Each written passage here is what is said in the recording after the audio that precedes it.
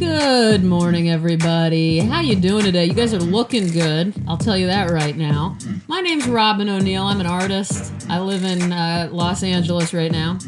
I hope you guys are doing well. This is me reading stuff. I'm going to read you something. Before I do that, I'm going to talk to you. I don't know what I'm going to talk about today. I'm getting nervous. No, I'm just kidding. I'm not nervous. Let's see. You know, I haven't reminded you guys of who I am lately. Not the whole I'm an artist song and dance. I mean the other me, the daily me. So let's do this. Let's just start listing some shit about me. I'm someone who doesn't need a lot. Meaning, I don't need... God, there's a lot of things, but I'm going to say this. I hate being social. It's very difficult for me. If I have more than one social event to attend, I'd say per week, it's harder for me than I could ever explain. But the problem is I always seem fine, so no one ever believes me about this. Even people who've known me for years and years are like, yeah, whatever, you love it. It really annoys me, by the way. I guess I'm a great actor or something, but trust me, it takes a whole lot out of me. Even have coffee with someone I love and am comfortable with, it just does. It's been this way since I was born. It really has. It's genetic or something. What else about me? Not into nudity. Not mine. Not yours. I just think we're all just fine with our clothes on. I think it's way better that way in almost every single situation. So, no to nudity over here. That's what I say. I guess I'm a never nude. An almost never nude. A nearly never nude. Bordering on never nude. Okay, I'll stop. If you don't know the never nude reference, then get out of here. Let's see. A phrase I've always loved is... I never get to use this phrase. It's, I got no dogs in this race. Doesn't that sound great? I want to say that. I never get to say that. I don't know, man. I got no dogs in this race. Maybe I feel I always have a bunch of dogs in every single race. And that's why I never get to use this phrase. I'd like to officially, right this second, remove all dogs from all races so that I can use that phrase. Sorry, man, I got no dogs in this race. Wait, that's not how you say it. You'd be like, you know, that's my opinion, and I got no dogs in this race, so you should pay attention to what I have to say. That doesn't sound right either. Let me try one more time, and then we're moving on. Yeah, I got no dogs in this race. Did that sound sincere? Clearly, I don't even know how to use this phrase. Let's talk about my emotional state. Today, I'm finally doing really well. It was a rough week for me, particularly yesterday. I was just a living, breathing, raw nerve, alone, drawing, raw nerve. I worked from 8 a.m. to almost 3 a.m., and I finished something pretty huge for me, so that felt really good, and I treated myself to a full 7 hours of sleep, which is almost my favorite. My favorite is 7.5 hours. What is your favorite amount of sleep? Go ahead and write into the show. And today is called Robin Day. I've just decided, meaning I'm going to drink a bunch of coffee. I've already done a bunch of that. I'm going to take a really long walk. I'm going to read something in a park. I'm just going to sit there and read and watch the treetops and watch the people. I'm going to make one of my mom's casseroles for dinner tonight, and I'm going to eat a big salad for lunch in a minute. I will probably watch a movie of some sort tonight. I just need a little time to let my hand and arm and eyes rest, and I'm giving that to myself, which is so much harder to do than it should be. I'm wired wrong, okay? If you haven't learned that yet, I'm wired incorrectly. I always have been. That's just how it is. I'm doing all I can to rewire natural tendencies. For instance, overworking.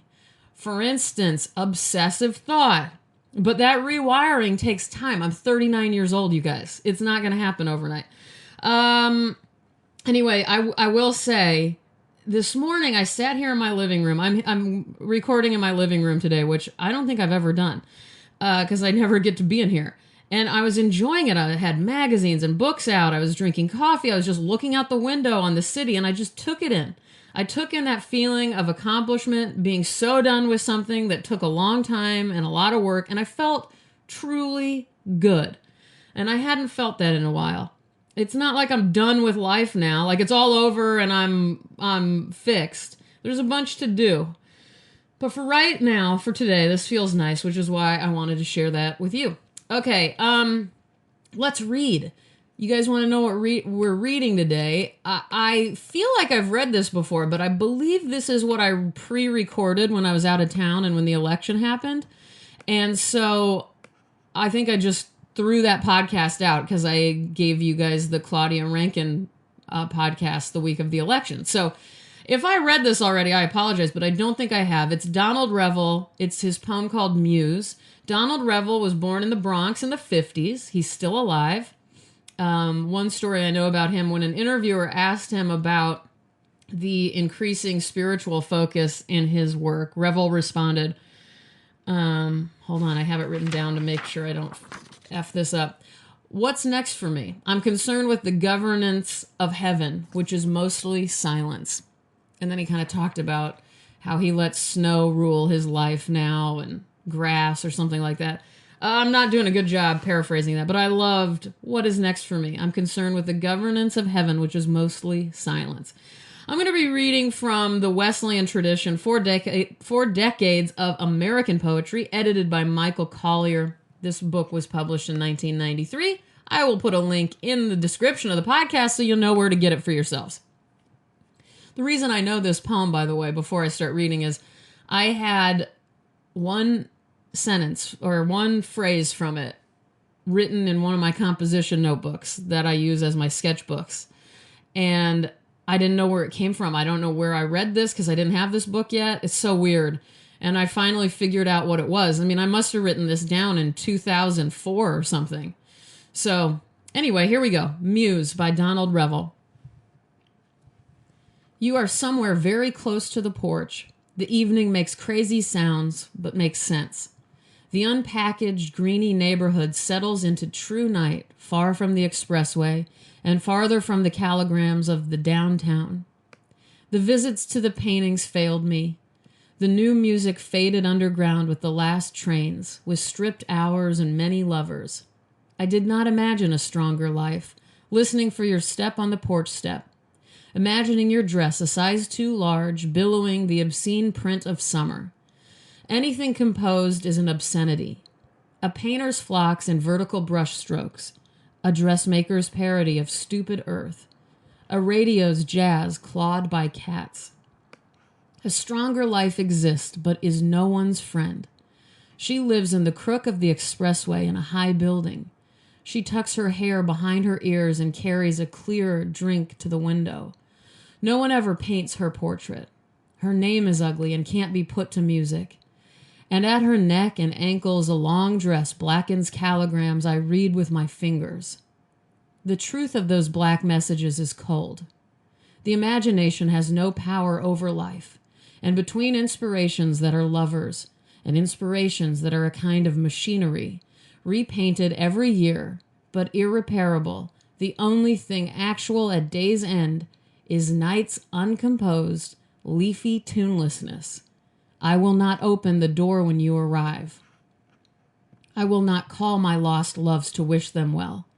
In my house, in darkness, behind the porch, I pound the walls and make an animal noise as the neighborhood rises and runs en masse onto the expressway to be destroyed, or dragged downtown to touch the calligrams and feel nothing that is green, made, or harmonious. It is loveless time, the neck and ankles of time. I need more loneliness than alone is.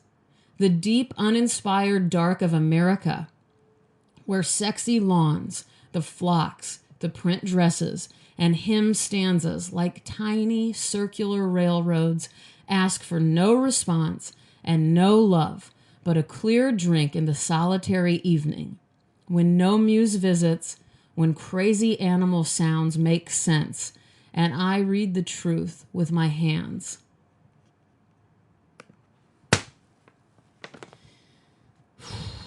You guys, wow. I want to thank you guys for tuning in. I can barely breathe. If you just can't get enough of me, come check me out on Instagram and Twitter. I'm at Robin O'Neill. That's ROBYN_ONEIL. Thank you to all of you for writing reviews. I received a big corsage of 5-star reviews in the last week from various folks, and it really made me feel good. So thank you for taking the time. It means a lot to me. In closing, let's see, don't get naked around me. Wear clothes. It's a good thing to do. It's a nice thing to do. Be patient with me. I need a lot more space than most people. I mean, wow, to quote this again, I need more loneliness than alone is. What else? Be a lover. Be a wolf. I don't know what that means. I just said it. Those 2 words came into my head. Be calm. Get rest. Get even more rest. Eat some French fries. Eat some French bread. Drink water. Rest some more. Work some more. Massage your hands. Massage my hands. Work a little bit more, then calm down, then rest again. Remember, everyone is doing their best, as depressing as that is. Forgive, walk, write, keep dying, keep writing it down. I'm Robin O'Neill, and I'll see you guys next time. Thanks again for everything. I love you guys.